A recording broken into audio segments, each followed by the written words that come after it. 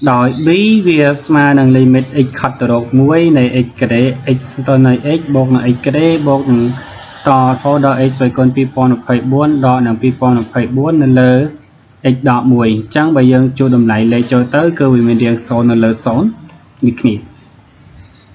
ok chẳng cái tiền bàn bí mà nâng limit x khát được muối này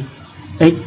bột này x cái đấy bột to thôi đó x với con pi pon phải 4 đó là pi pon phải 4 nên lơ x đó là muối mà nâng limit x khát được muối này x đọ muối bột nâng x cái đấy đọ muối hai bột to khó từ đó x với con pi pon phải 4 đọ muối hai từ đó nâng đọ nâng x xong rồi chạy nâng x đọ muối cái này thay cho mình lại pi pon phải 4 ấy ở về cho từ tam tầm độ á mình thay bằng bài về từ tam mùi tới cho những ai tên màn chắc mình thay đọ muối ní bị đọ là khô đọ pi pon phải 4 đọ chắc ok chẳngต่อไปយើងបំលែងបានប្រព័ន្ធនេះហើយយើងធ្វើការបំលែងវាហើយចាប់ x ដក 1 ជាកតារួមអញ្ចឹងវាស្មើនឹង limit x ខិតទៅរក 1 នៃ x ដក 1 បូកនឹង x ដក 1 កតា x បូក 1 អញ្ចឹងវាចូលតាមប្រព័ន្ធ a ក្រេដក b ក្រេអញ្ចឹងបាន a ដក b កតា a បូក b អញ្ចឹងទៅអញ្ចឹងយើងឲ្យទីបាន x ដក 1 កតា x បូក 1 ហើយបូកតរហូតទៅដល់x ដក 1 cái ta 2023 บวกនឹង2022បូកតរហូតដល់ 1 ហើយទាំងអស់ហ្នឹងចែកទាំង x ណោះដក 1 អញ្ចឹងវាស្មើនឹង limit x ខិតទៅរក 1 នៃ x ដក 1 cái ta 1 បូកនឹង x បូក 1 ហើយបូកតរហូតដល់ x ស្វ័យគុណ2023បូកនឹង x ស្វ័យគុណ2022បូកតរហូតដល់ 1 ហើយចែកនឹង 1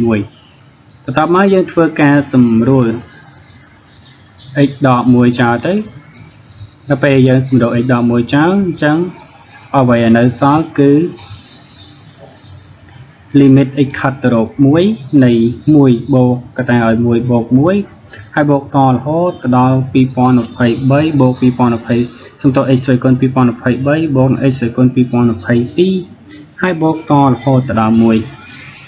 អញ្ចឹងបន្ទាប់ពីយើងជួសតម្លៃលេខចូលទៅវាអាចស្មើនឹង 1 បូកឲ្យ 2 បូកឲ្យ 3 បូកតរហូតទៅដល់ 1 បូក 1 បូក 1 ចំនួន 2024 ដង ចឹងវាស្មើនឹង 1 បូក 2 បូក 3 បូកតរហូតដល់ 2024 ដង ឬក៏វាស្មើនឹង 2024 ចែកពី2ក៏តឲ្យ 1 បូកនឹង 2024 អញ្ចឹងវាស្មើនឹង 20,000,000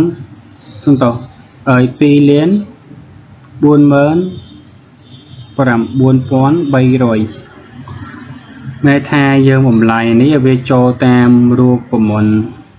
ផលបូក limit ទៅចេញជាចម្លើយស្មើនឹងប៉ុណ្ណា